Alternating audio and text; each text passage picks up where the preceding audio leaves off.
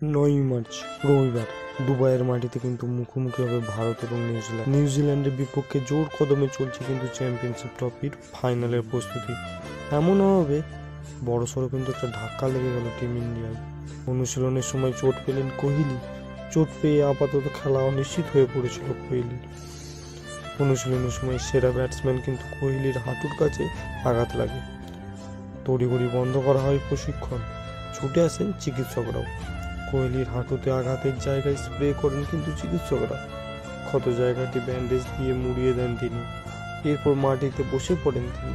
ওই অবস্থাতেই কিন্তু কোহলি অনুশীলনের বাকি সময়টাও কিন্তু পর্যবেক্ষণ করতেই কেটে যায়। আর চোট কিন্তু গুরুতর নয় বলে জানানো হয়েছে।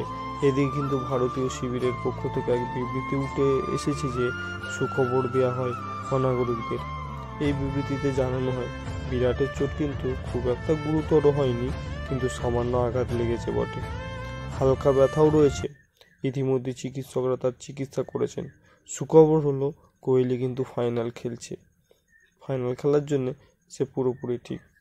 ইতিমধ্যে কিন্তু পাকিস্তান এবং অস্ট্রেলিয়ার বিরুদ্ধে দুটি অনবদ্য ইনিংস খেলে একাধিক রেকর্ড গড়েছেন বিরাট কোহলি। এবার রবিবার ফাইনালেও দুটি বিশ্ব রেকর্ড গড়ার সুযোগ রয়েছে বিরাট কোহলির সামনে। আগামীকালই কিন্তু দুবাইয়ের মাটিতে অগ্নি পরীক্ষা দিতে হবে ভারতকে। তবে বিরাট আছেন বলে কিন্তু এই চিন্তা পাহাড় কমতে পারে ভারতের বলে মনে করেছেন অনেকেই। তবে চ্যাম্পিয়নশিপ ট্রফিতে সমালোচকদের চুপ করিয়ে দিয়েছেন কিন্তু তিনি। একের পর এক বিধ্বংসী ফর্ম দেখিয়েছেন তিনি।